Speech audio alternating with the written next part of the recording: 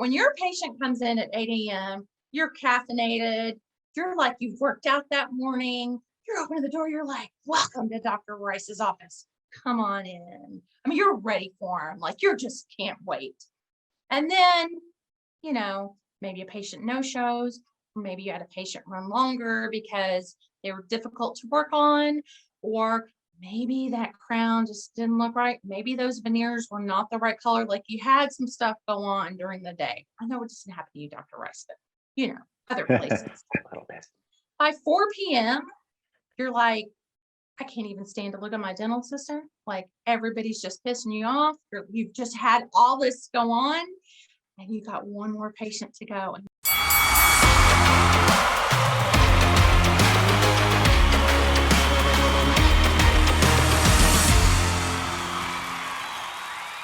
Hey friends, welcome back to Gloves Off. My name is David Rice. I'm the chief editor here at Dentistry IQ with Nina Zost. And if we're going to talk about a subject that we need to take our gloves off and really hit hard, we've got to talk about the fact that we are always on stage. So we got to be ready. We've got to be set before we can take action. Dina, where do we start? Well, you and I have been having some very interesting conversations this year about systems and protocols and our team trainings and all of this great stuff and our attitude and the vibe. And I have to tell you, there are many offices I go into every year and have for many years. And I want to ask this question, preface before we get into a deeper conversation is, are you the same person with your 8 a.m. patient as you are with your 5 p.m. patient? Okay. Good question. That's the question. I'm just going to let it linger out there for a while, because what I find is you're a morning person or you're not. I am a morning person. I think I'm kind of an all-day person. And sometimes I don't always feel like I can be an all-day person, but you have to fake it until you become it, is how I like to put that around my life. And I feel like we can become it. But when your patient comes in at 8 a.m., you're caffeinated, you're like you've worked out that morning, you're opening the door, you're like, welcome to Dr. Rice's office. Come on in. I mean, you're ready for him. Like you just can't wait. And then, maybe a patient no shows, or maybe you had a patient run longer because they were difficult to work on, or maybe that crown just didn't look right. Maybe those veneers were not the right color. Like you had some stuff go on during the day. I know it doesn't happen to you, Dr. Rice, but other places. A little bit. By 4 p.m., you're like, I can't even stand to look at my dental assistant. Like everybody's just pissing you off. You've just had all this go on, and you got one more patient to go. And you're like, open the door. Come on back. Find a room that's clean. Sit down. Now, I know that that's a little overly dramatic, but are you giving that 4 p.m. patient the same pizzazz that you gave the 8 a.m. patient? Probably not. Or let's flip it.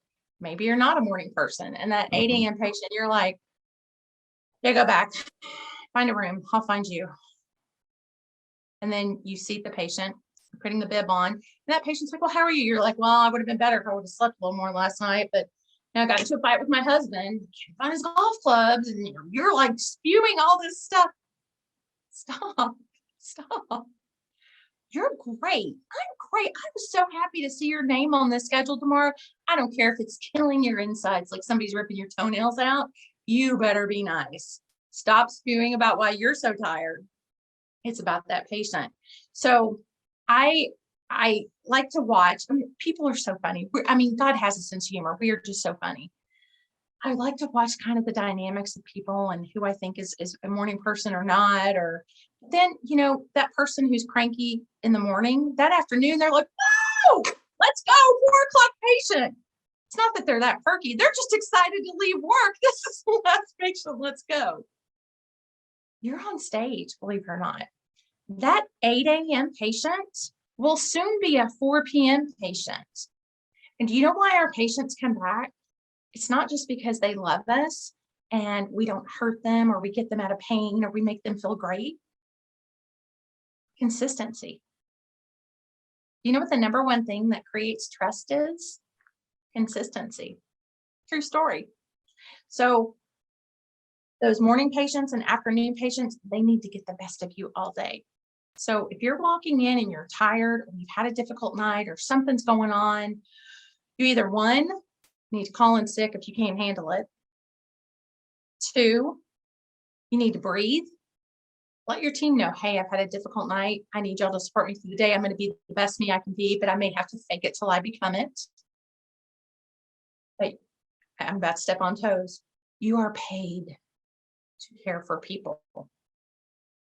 You are paid to care for people. And that is dental, health, emotional. They need to trust that you are at your best when you are about to provide health care. True And if story. you are not, they are not coming back. So don't you dare run patients off because you're having a bad minute.